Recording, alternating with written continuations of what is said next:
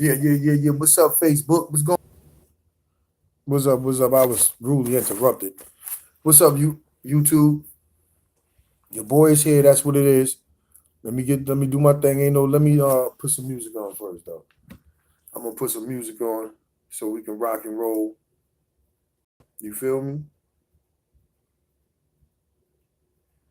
This man. This is some deep stuff, man. Uh, but I'm gonna put some smooth groovy on today so y'all can understand it. You heard me? Yeah, baby. I'm just trying to get everybody to understand what's going on, baby. That's all. It's crazy though. Yo,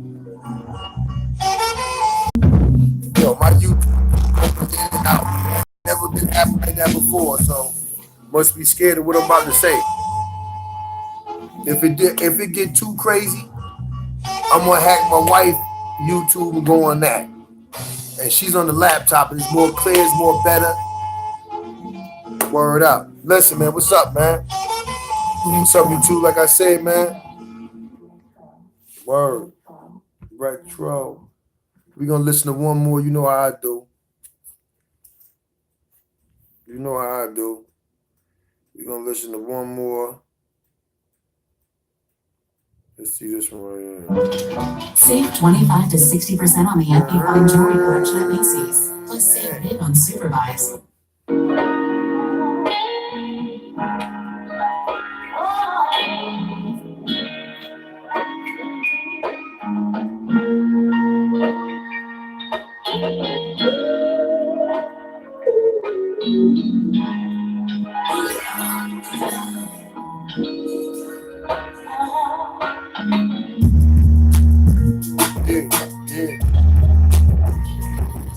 Yo, can I freestyle? Can I freestyle?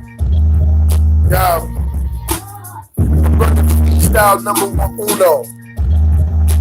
Come through so you know. That's trying to talk, man, brutal. That's what I do, cause it's brutal. You can talk to your kids, oodles. I be here when I do mine. Sit back like the shit behind me. Like the sun when we shine, yeah. Get up on this grind when I kick it. What you wanna do, wanna stay wicked, yeah. You think wickedness will overcome right? You must be crazy, you must be living right, yeah. Your mind messed up, yeah, you messed up. Here it is when I'm flipping like this, blow it up like this, what you mean, think you hard, but you understand this beam, come strong like this when I be feeling, what, pass me over there, be trying to dream, I be over here when I be getting over here one time, you the witnesses. I'm 44, I'm just playing. Hey, check it. This the Al Mush Show, man. Part 4. The truth is final. Tonight we gonna be dealing with Christianity. We going deeper than the Dead Sea Scrolls. We going deeper than Ray Higgins, because Ray Higgins ain't even bring these brothers. I don't know if he did or not. But instead of Ray Higgins, let me tell you the error of some of these brothers out there, some of these scholars out here. The errors is y'all taking on other people's research and carrying on. Even though you agree with it. It could have been an error, but if you agree with it, you're still going to carry that error on. Ray Higgins is bringing people back to Egyptology, man. We probably ain't even studied that. That's why we can't get the concept. What we studied was, we ain't studied shit because all the principles in Mayat and all the principles, virtues, we was living that daily. We didn't have to have no one teach us that. Our mama taught us that. See, if y'all look at it, Mayat, your mother possessed all those characteristics if she's in tune with herself. And she teaches her kids that. The whole system is dealing with man and woman, procreating. That's what we do, man. That's a magnificent thing for you to lay your seed inside of a woman and a baby come out. Everybody look at that like that's just, oh, baby, you know what I'm saying? But that's very, very profound within his essence. So what I'm saying is is that what people gotta know and understand is that Christianity is fake. It's like a fairy tale religion. It's like Dungeons and Dragons on a high scale. From this claim, I'm saying, I mean, where I'm getting this claim from, because I study Christianity for many years, ever since I've been a baby. Like my grandmother was a minister, and she was a blazing minister, pioneer minister, man. You know what I'm saying? She grandma really believed in it, you know. And she she went through a hard, I mean, my grandma had, I mean, through our side of the family, we went through some hard times, but grandma never gave up her faith in so-called Jesus. And you know, we could never ever get it right in our family dealing with that spiritual structure, because I don't think it was made for us. You know what I'm saying? Because we was good from I mean, we treated people good from just by being around us. You know what I'm saying? But if you violate us now, you got some real warriors coming at you. That's how we was, you know.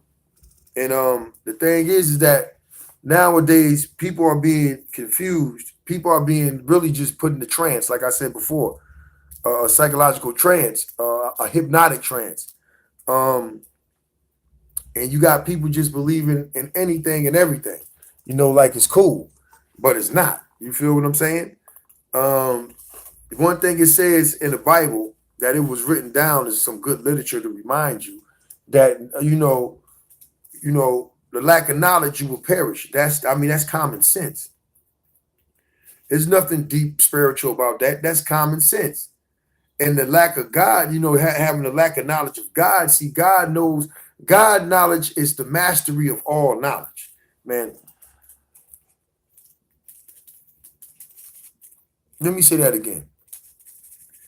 God knowledge is the mastery of all knowledge. So when they say you lack God knowledge, that means you lack the mastery of a knowledge that's supposed to have you, or that's supposed to, let me take my time, that's supposed to help you to achieve in this world. Okay? And a lot of people lack common sense. A lot of people don't like you because of your strong personality.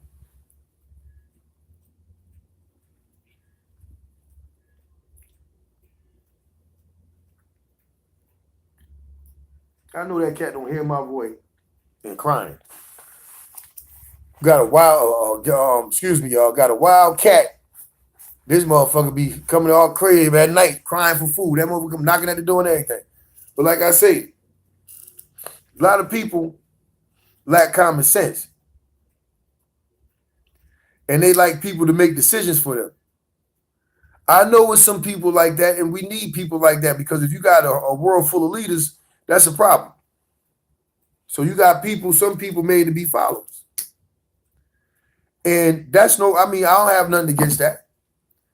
But when them followers try to dictate what the leaders should be doing, and they ain't number followers, they need to sit down. A leader is made from the grave. Excuse me, it's made from the cradle. And he's judged after he goes into the grave. You can't judge a leader until he dies. Understand that. But he's a leader. He's born a leader. Now, let's get to the topic today. The topic today is Christianity is fake, number one. All right. It was created by the Romans, number two. And it was made to subjugate and pacify people, number three. We're gonna build on this, man. What I'm saying, I'm gonna show and prove to you what I'm saying. Christianity is fake. Number one, it was made by the Romans. Number two,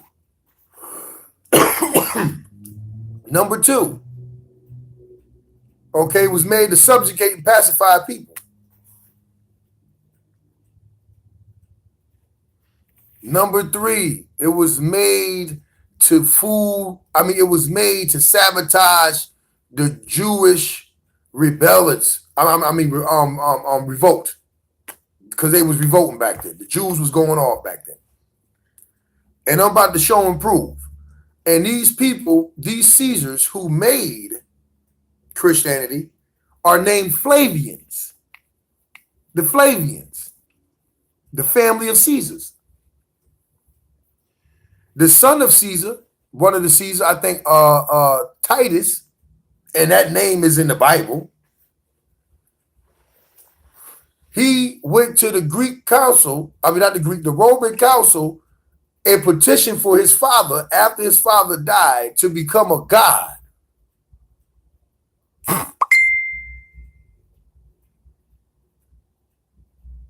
You know what I'm saying? He petitioned for his father to become a god. The council granted him that request because of the father's success in the Middle East. That's because of his success. His father was a good general, king general. So he was good. So they granted Titus' father that request. So that made Titus' father a god. So what that made Titus? A son of a god. Okay? So what y'all gotta know and understand,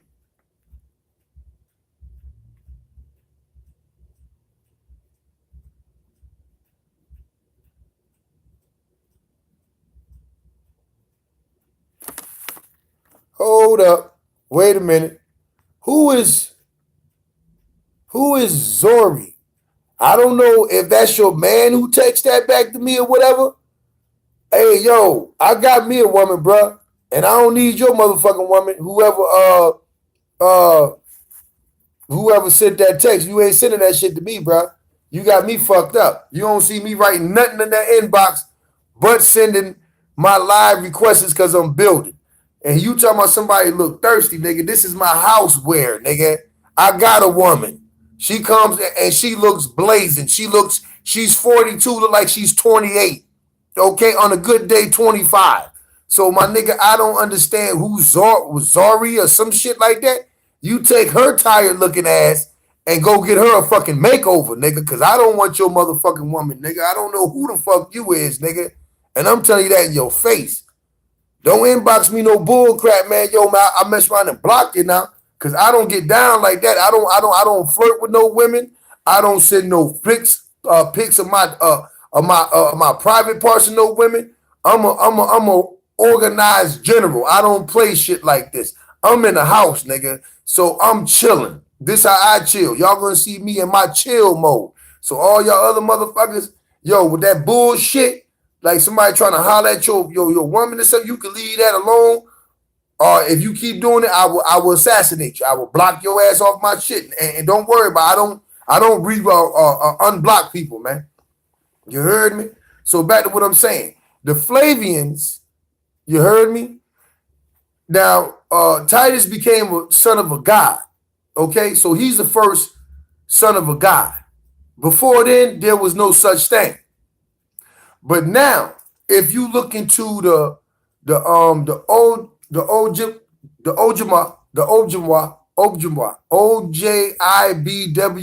Ojibwa Indian language, they got something in there called Jesus, Geesis. That means S-U-N, son, Jesus. Okay, Jesus. Okay, that means son, Jesus. So if the whites came over here, right, with Christianity, right, and they was calling him Jesus, the Indians would have looked and thought they was talking about the son.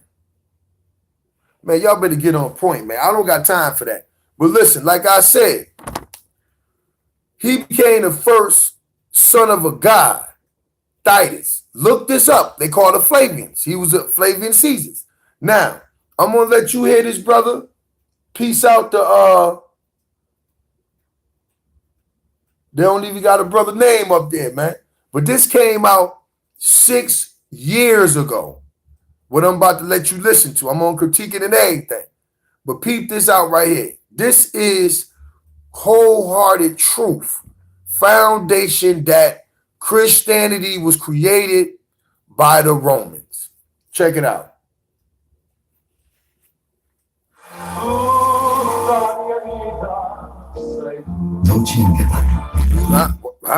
Times and the religious literature of the period. Let's go. Hold up. Let me kick it back. So I came to the realization, the conclusion that the Flavians had been involved in the creation of the Christian religion just by understanding the realpolitik of that whole period. Now he said that the Flavians had a big involvement with creating the Christian religion because they had a real good insight of the politics back then. Listen. Through the propaganda and stepping aside from various Christian claims and the religious literature of the period, understanding the processes of power in that period, understanding the geopolitics, understanding the threats from the East Rome was facing, understanding the power vacuum that was there in Rome, understanding the ways in which the Flavian dynasty had to legitimize itself, and understanding the extent of their Jewish problem, if you like. At this time, it's said that, by some figures at least, that the Jews constituted some 10%, 10-12% of the Roman Empire, not just in Judea, but throughout the Roman Empire. There were often riots, there were often all sorts of ethnic tensions in the Roman Empire. It was through the study of those problems. How did the Romans deal with those problems? And leaving aside the historical claims of Christianity and also of Judaism, leaving those aside and just looking at it purely in terms of the mechanisms of power, that one begins to realize that, all right, the Flavians must have been involved in this process of trying to diffuse the religious and nationalist tensions in the East, in Judea. Now, the Flavians was trying to figure out how can we reduce the tension between the nationalists and the religious. Romans was the nationalists. See, Romans was the first form of fascism. You see that shit in North Korea? That's Romanism, man. That all comes from Romanism. You feel what I'm saying? North Korea, that's how Roman was. Rome was like that. You know what I'm saying? But they was a little bit more freer than that. But they had a god king. That was a Caesar. So now he's saying that the Flavians had to find a way to ease the tension because the Jews made up 10 to 12% of the Roman Empire. So that they was giving them problems. They was rioting everywhere because of their religious belief. It was conflicting with the Roman policy. Let's go, baby. It's out of that whole mix that one finds the beginnings of Christian literature, the beginnings of Christian references to Christianity, and so on. And you just put two and two together and you realize that the two processes are surely related. Surprisingly, as I was coming to those conclusions, there were other people coming to those conclusions. There was, in particular, Joe Atwell, other people like that, who, independent of each other, were just looking at it in the cold light of day and stepping aside from 2,000 years of assumptions that have been sort of built into us by the historical claims of Christianity. When you put all of that aside, you realise that the Christian religion emerges at exactly the same time as those processes of power. One of the really surprising things for me, too, was to realise the extent of Roman control of propaganda and of literature. It was now he said the extent of Roman control. They had a very vast control of their propaganda and literature. Just like now, man, they talking, the Roman Empire is going on, it's 2,000 years of ruling, brother, right now. You feel what I'm saying? So the Roman Empire Now, the Jews showed and proved out in history that they do exist. Their way of life do exist. You feel what I'm saying? But look at him saying that the propaganda, I'm building up here. I'm building up because you got control of the propaganda. So the Roman, let's just say this, the press, the media back then, the Romans had control of it. So anything that was going to get popular, it was going to come through Rome. Check it out.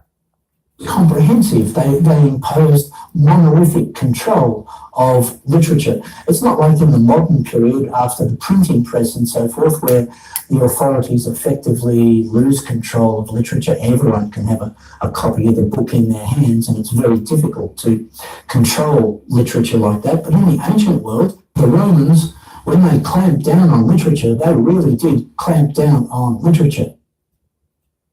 And the more you look at it, the more you piece it together, the more you realise that it was the consequence of deliberate policy and careful construction. Some suspect that it was a very deliberate policy and that there were a team of people who were there to construct a mythology, to take the force behind Jewish messianism. And what they wanted to do, the same thing the brother said in my part 3. Malcolm X. No, not Malcolm X. Who was it? It was a brother that said that they wanted to, if they didn't have the power to take control, they needed a person in position, right, to redirect, to change the direction on which way it's going. You feel what I'm saying? That's the Flavians. They started that tricknology. See? And you got brothers that's still doing it.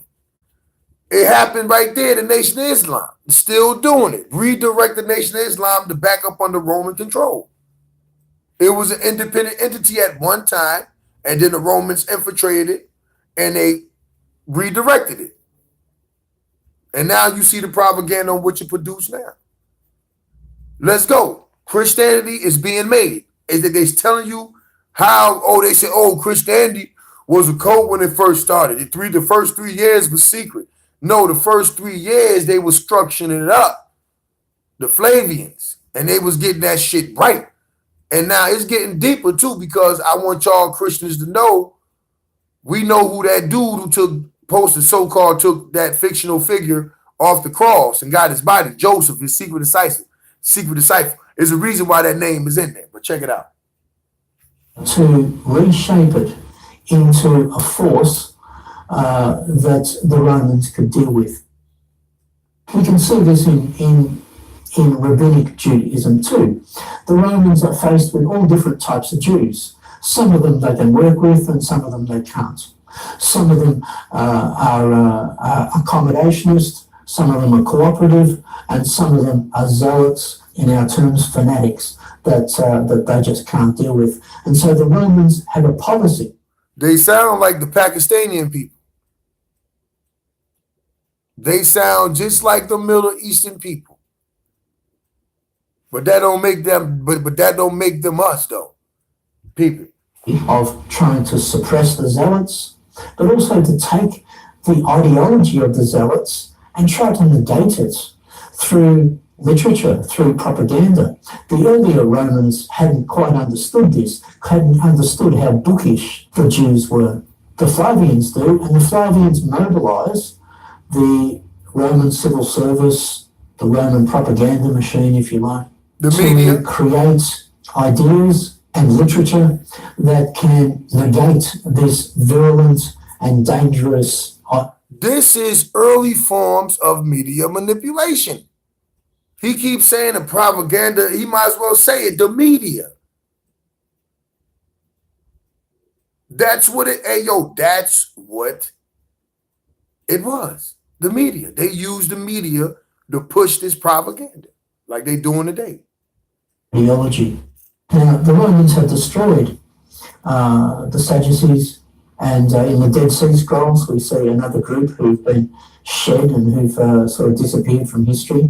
They deposited their books in caves, and presumably they expected to come back and collect them at some time, but they didn't. And so the books were still there because they didn't come back, presumably because they were wiped out. The Pharisee movement, which was always anti-temple, which wasn't connected to the temple. The Pharisee movement, after the destruction of the temple, the Romans were in a position where they had to try to find people amongst the Jews who they could work with and who they could sponsor. This becomes Rabbinic Judaism. There were some Jews who said to the Romans, now you see who destroyed the temple.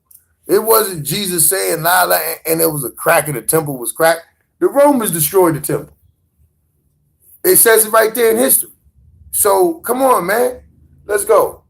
look, if you sponsor us, we will sit down and we will create a type of Judaism that you can live with, that you can deal with.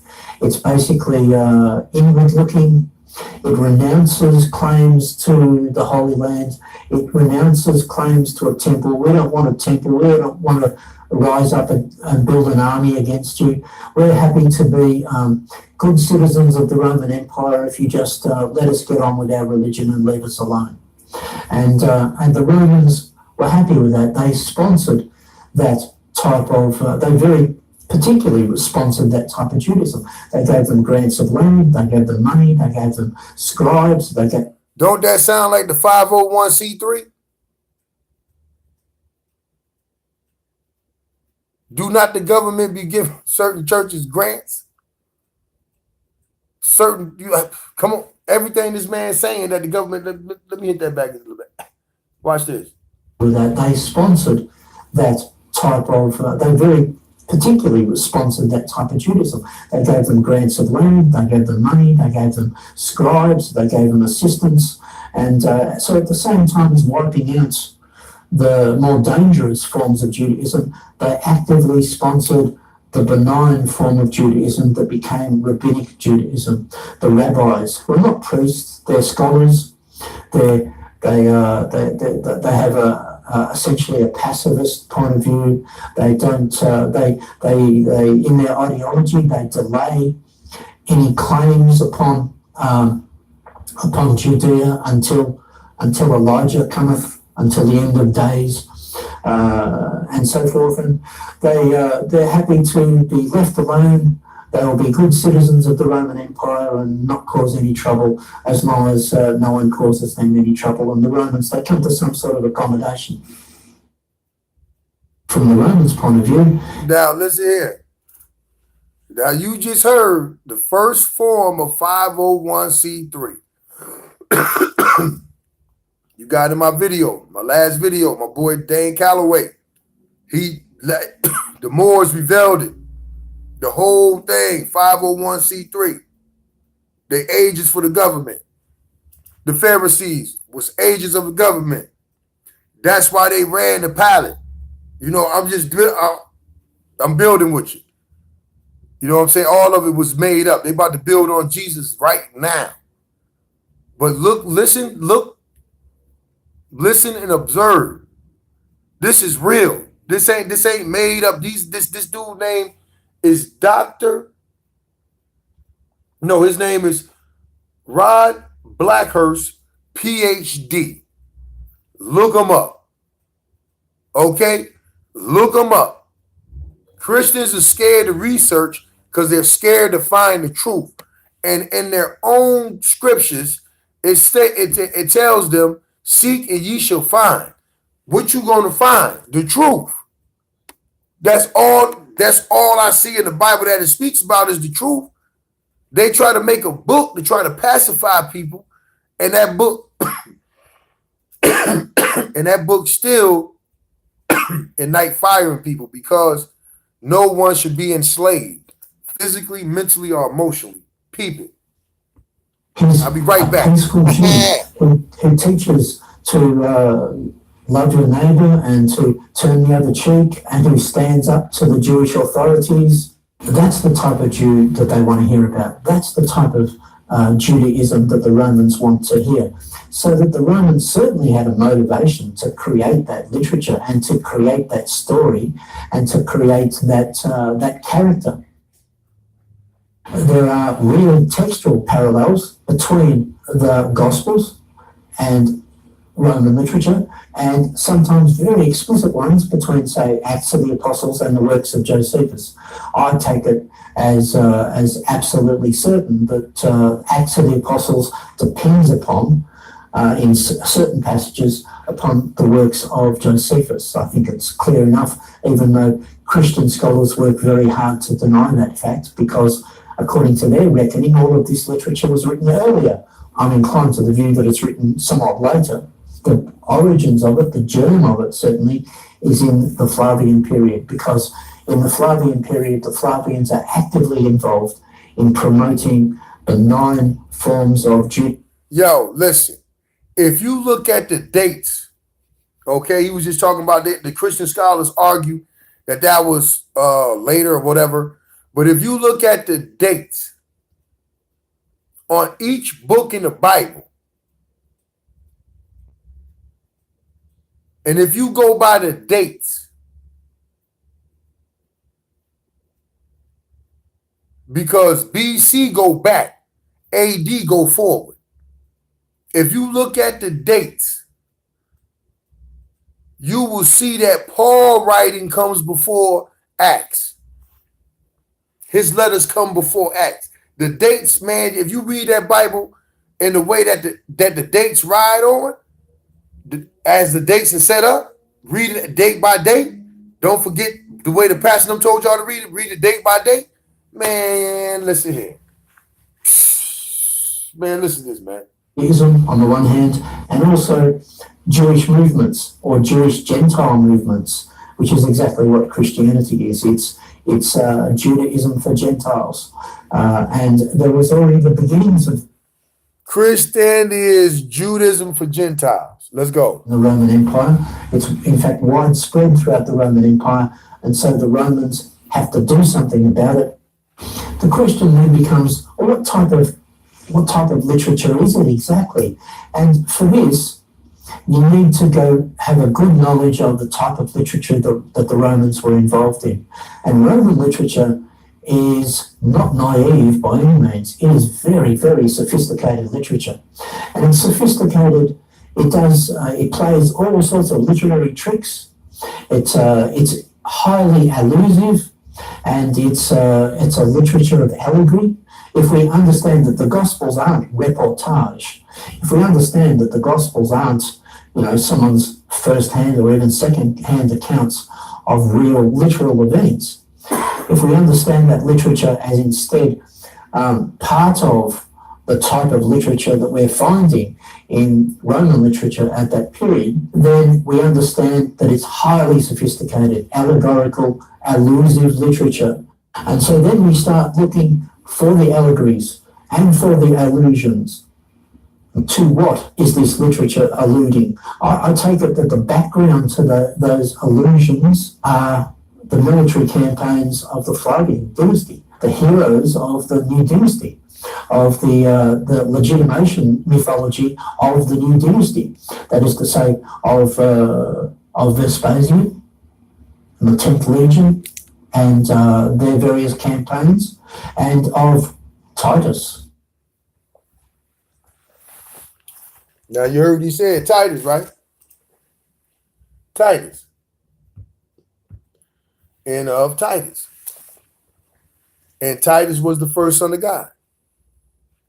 He petitioned for his father to be a god after he died. And for artists, it's all about reaching fans and music Keep it out. industry. Let's rock and roll.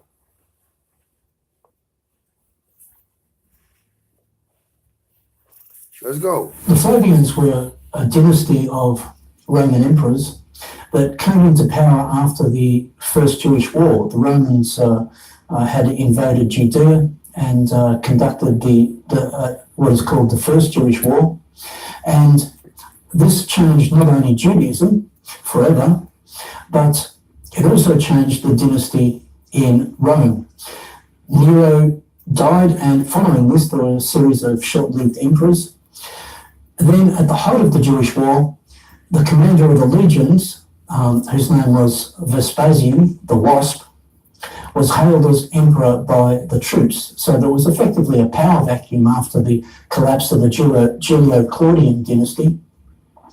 And the Flavians moved into that. They were a long-lived dynasty in various forms, and it's during that period really that both Judaism, rabbinic Judaism, and nascent Christianity took form.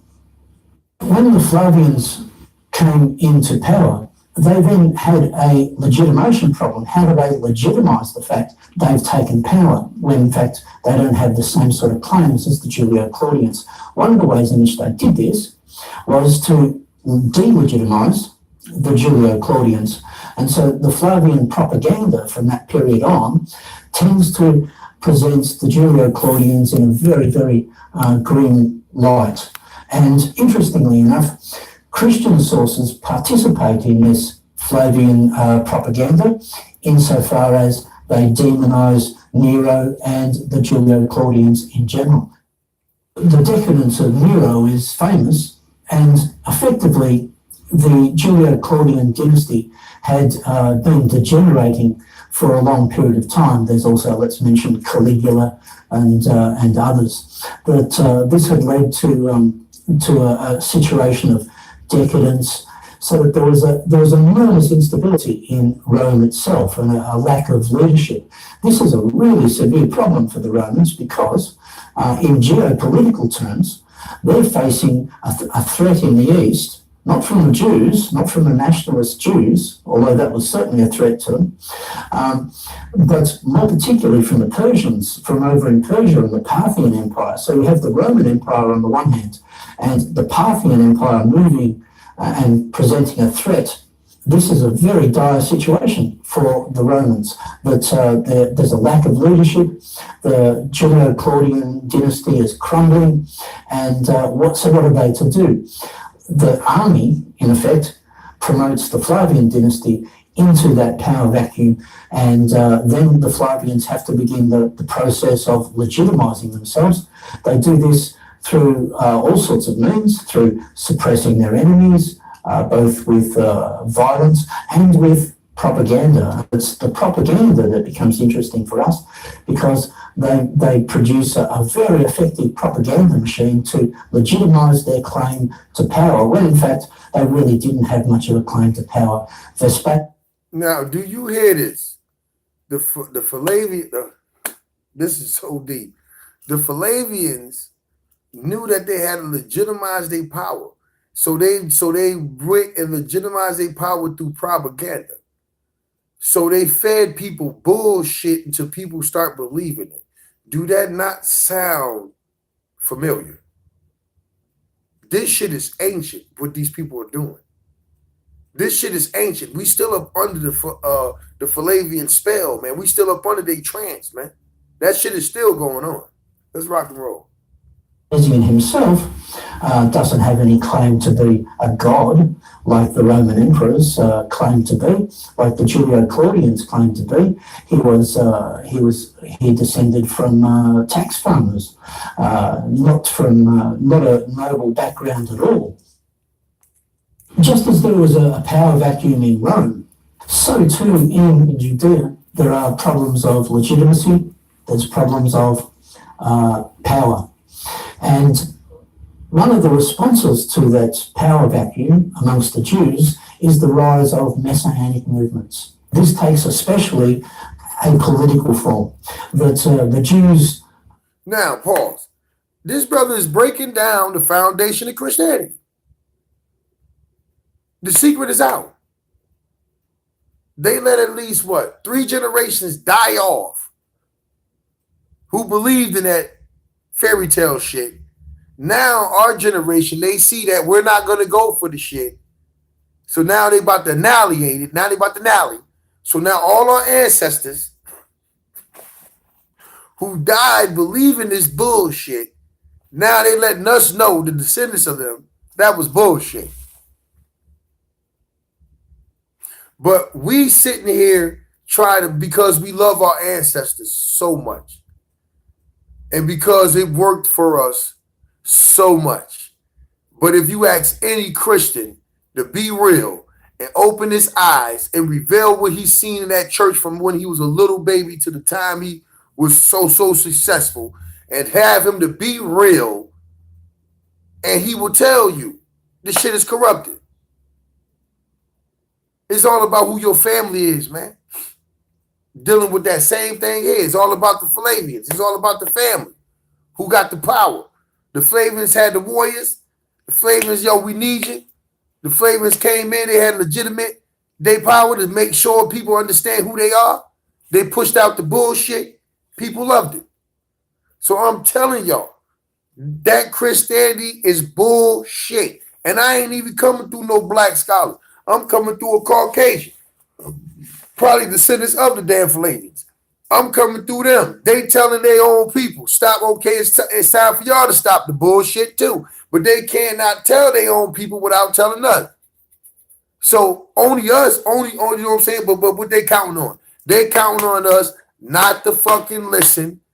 You know what I'm saying? They counting on us to shut off fucking air.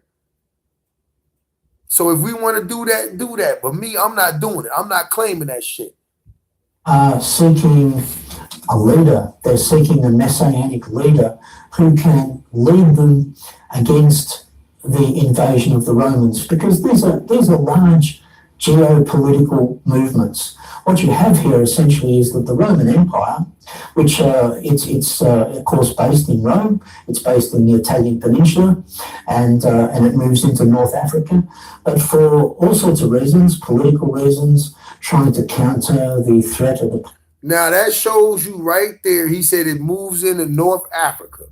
Them Caucasians been dealing with them Africans for centuries, man.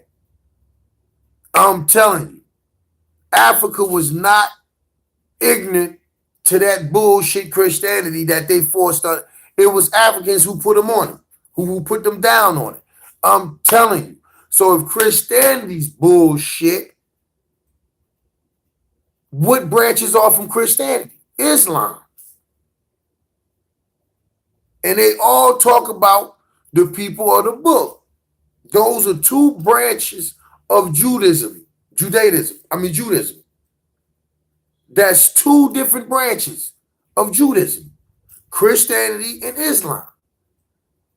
And they sitting there like they all different and they speaking the same language. That's insanity. That's confusion.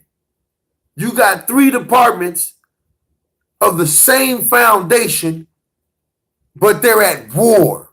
What's that telling you? That's not of God, man. That's not of God. Check it out. Parthians over in the east, and also trying to control trade routes, also trying to take control of the Nile Valley, and which is essentially the breadbasket becomes the breadbasket of the Roman Empire. The Romans have to move eastwards, and they try to do so from going back to Mark Antony and so forth. But they in the period that we're concerned with, they move into the east with armies, and they have to do so because, to everyone's surprise, the Jewish nationalists had taken control of Judea under the Maccabean revolt in the intertestamental period. Now the Maccabees was in the Apocrypha. See, now the Maccabees, that's in the Apocrypha. That was taken out of the Bible. These dudes, the Flavians, is the ones who took the Maccabees them out. Okay? Let's talk, man. Let's rock and roll. Judaism goes back farther than Christianity, because Christianity is a byproduct of Judaism. Okay? Islam is a byproduct of Judaism. But guess what Judaism was? Judaism was a way of life.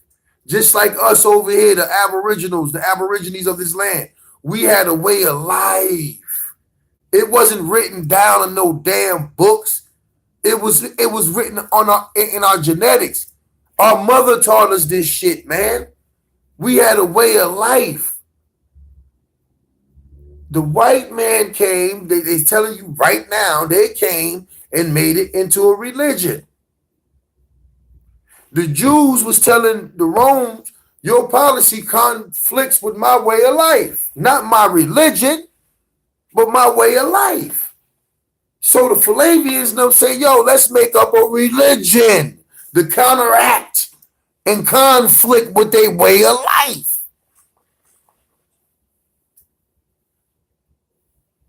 Bruh.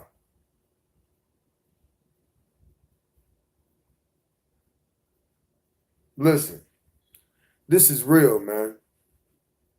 Y'all can sit there and follow this. Talking about, oh man, my grandmother did, my grandfather, yo, my mama Christian, man, we be getting blessed. Yo, y'all be getting blessed, man. Check this out.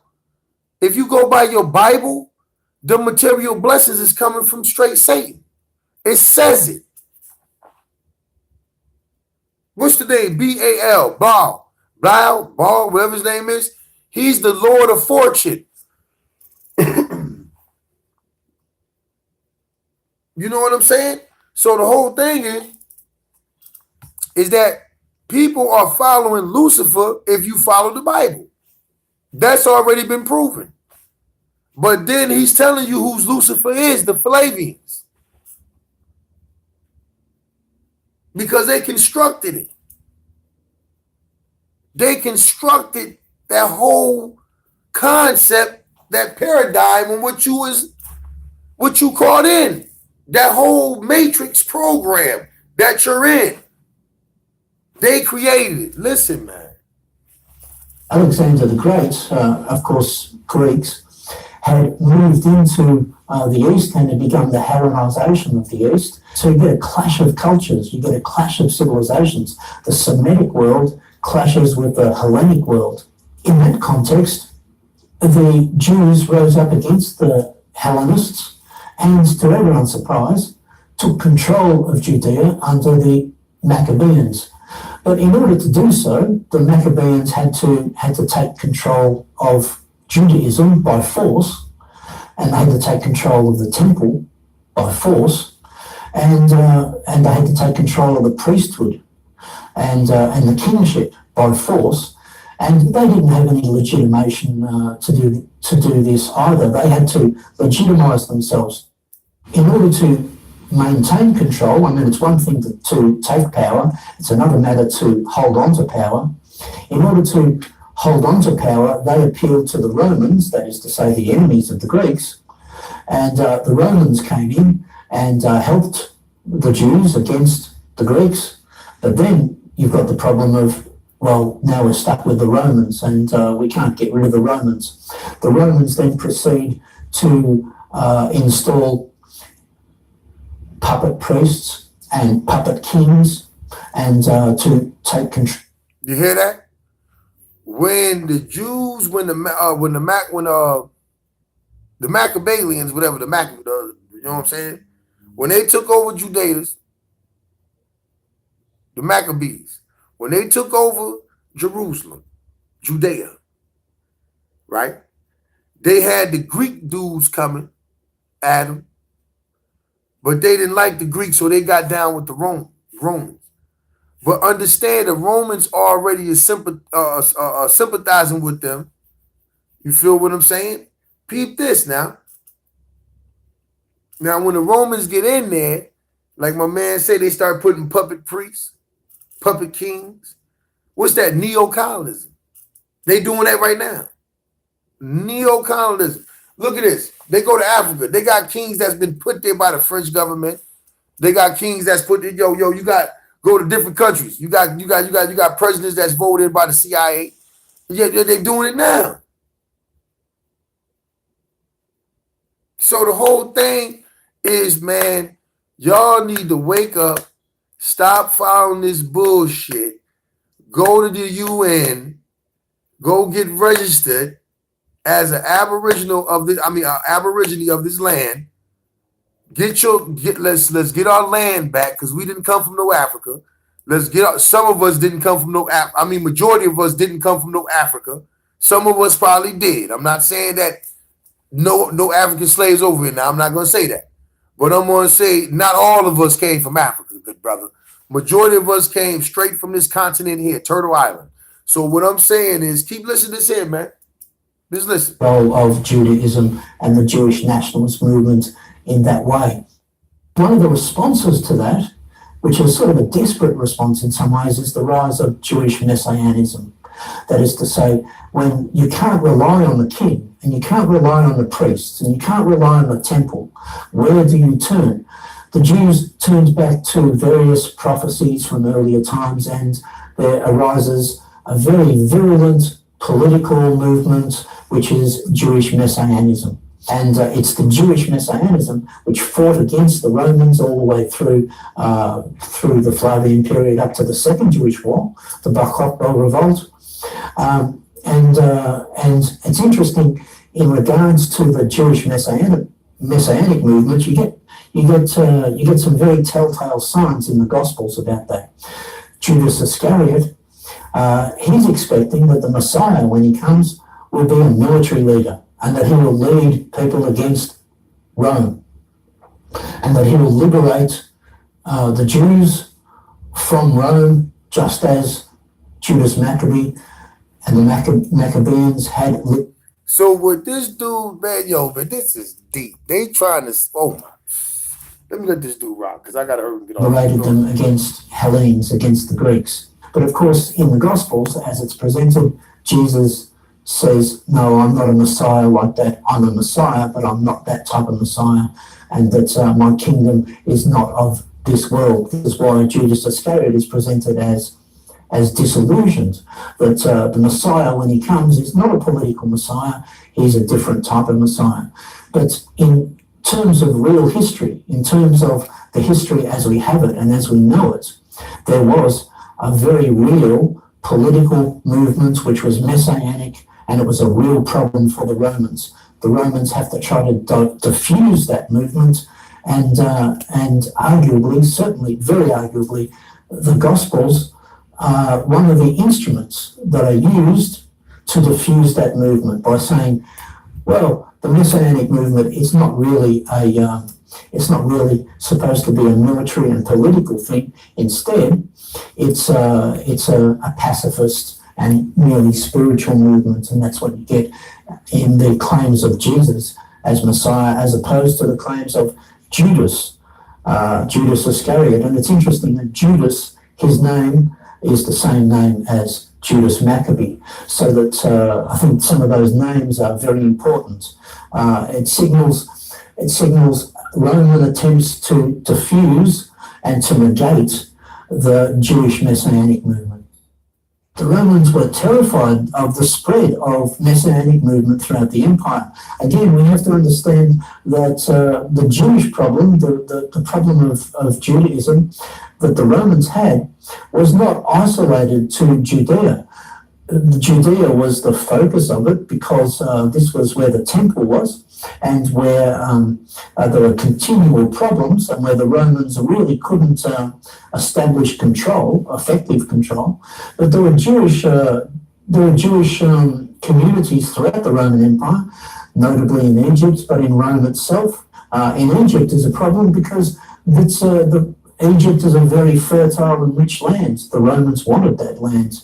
They wanted, that's where they grow grain and food and everything for the empire. So they were afraid that the problems that were acute in Judea itself, in Palestine, those problems, they were afraid that Jewish messianism would spread to the rest of the Jewish communities throughout the Roman Empire, constituting some 10, maybe 12, maybe more percent of the total Roman population. There are numerous Jewish rebellions throughout this period, numerous people that come up and are presented as messiahs, that is to say, as military, political leaders of the Jewish rebellion.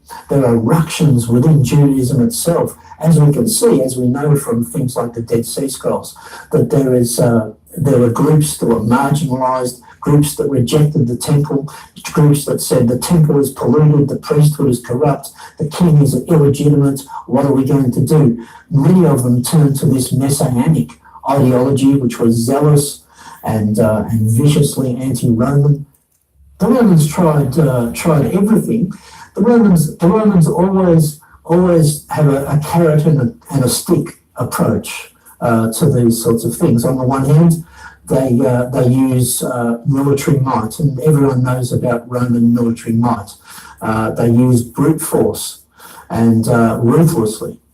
But at the same time, we could say that the Romans were not uncreative people or even unreasonable people. They would try other things.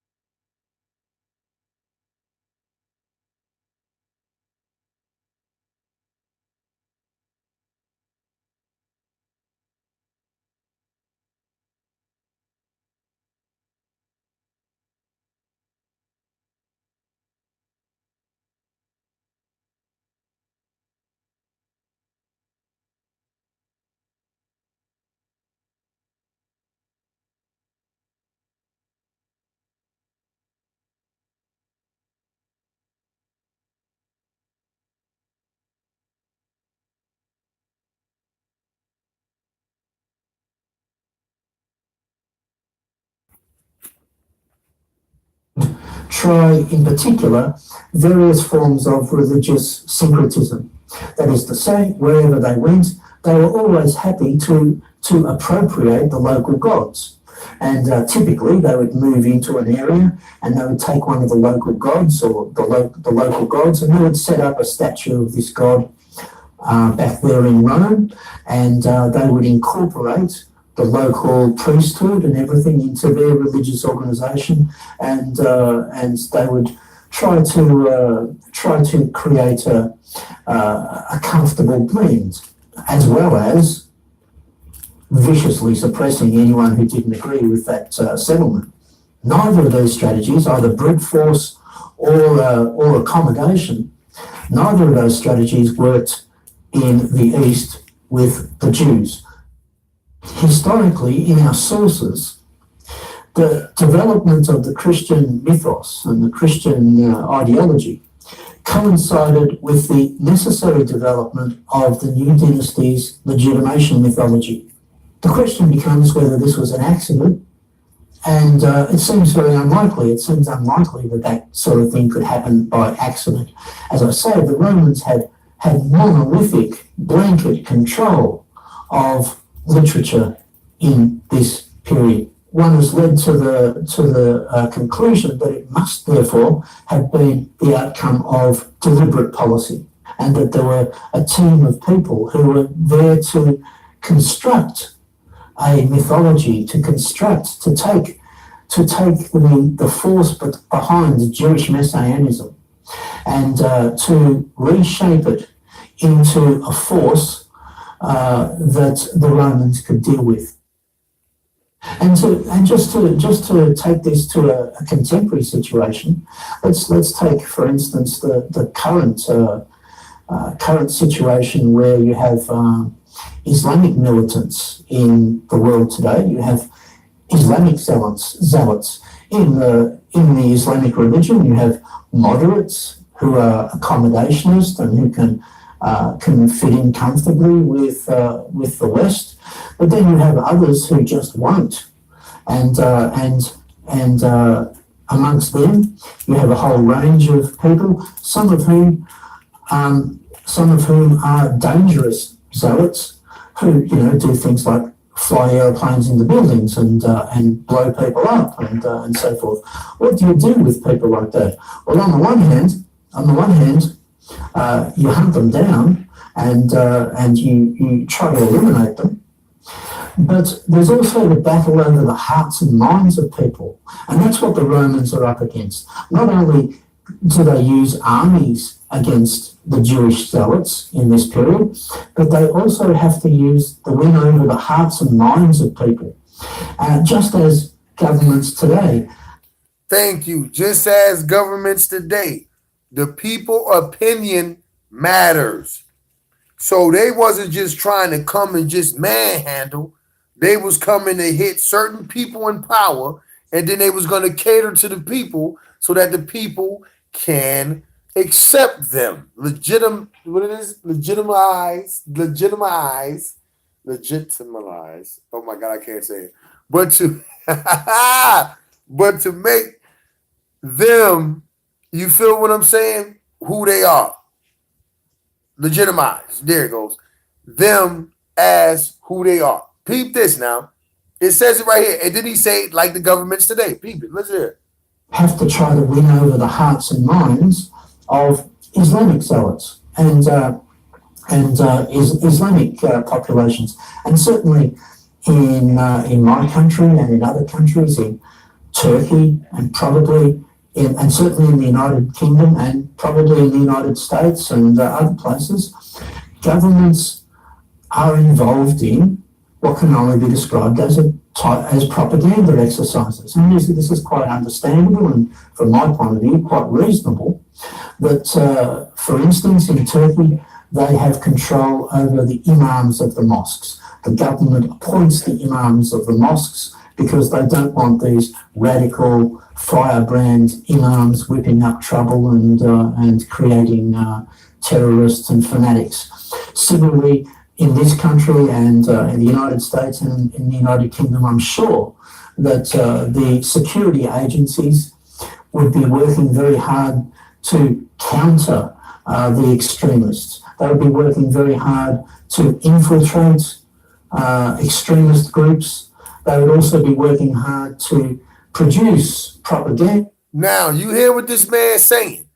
They be working hard to infiltrate these extremist groups. The Nation of Islam was known as the extremist group back in those days. The Black Panther Party was known as a black extremist group back in those days. Moorish Science Temple was known as a black extremist group back in those days. Dan Mark Vesey was known as a black extremist. And what did he say? They will infiltrate, they will knock off, and they will redirect. That's their whole purpose. And they doing it now.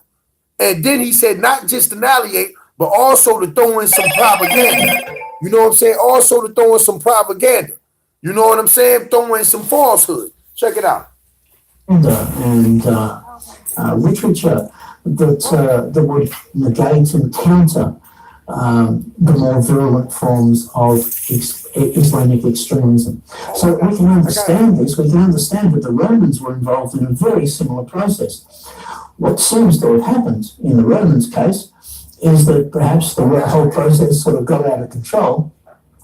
And one of the things that they did was to create a counter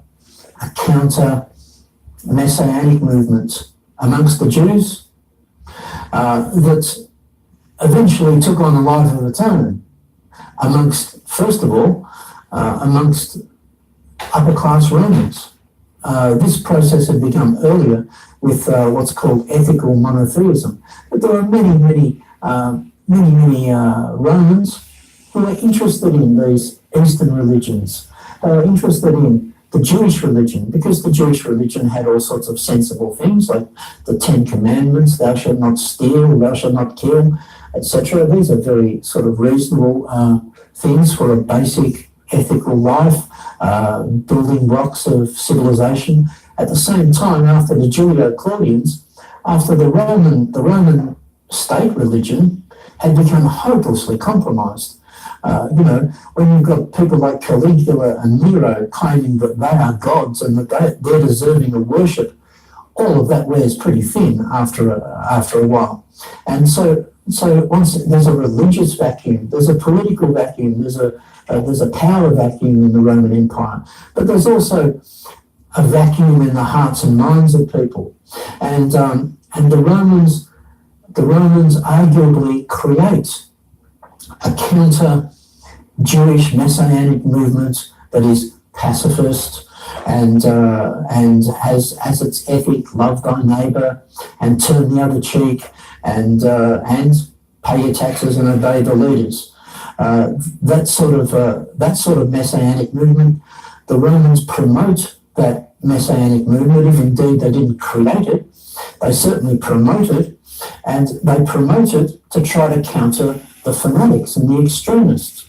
And we're in a position today to understand that perfectly. I certainly hope that our governments are involved in that sort of thing, trying to negate extremist groups, both in terms of hunting them down and eliminating them, but also trying to win over hearts and minds to more moderate sort of positions.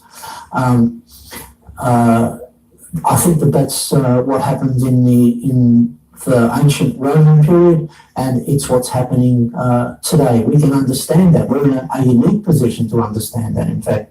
And in fact, it's reflecting on the contemporary situation after 9/11, all of that one can look back into ancient history and say, well, it's sort of a bit dismaying in some ways to realise that not much has changed. But all the same, I think that's true, that not much has changed, and we're in a similar period of turmoil, of a clash of cultures, a clash of civilizations. The Romans were facing the same thing.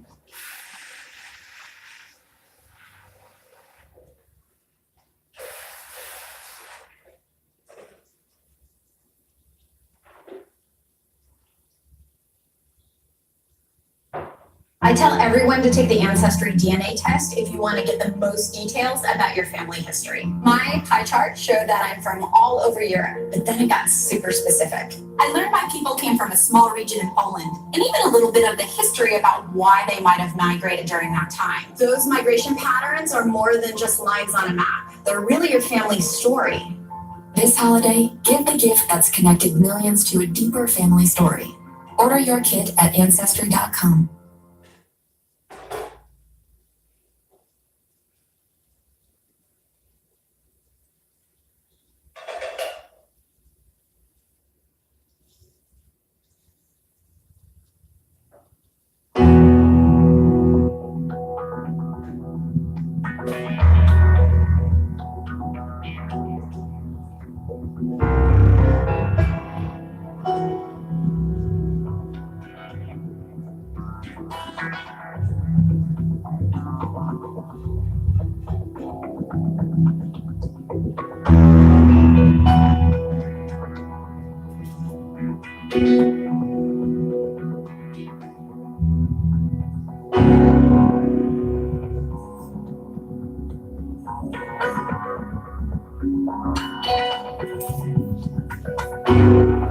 The book Caesar's Messiah shows that the Gospels were written by a family.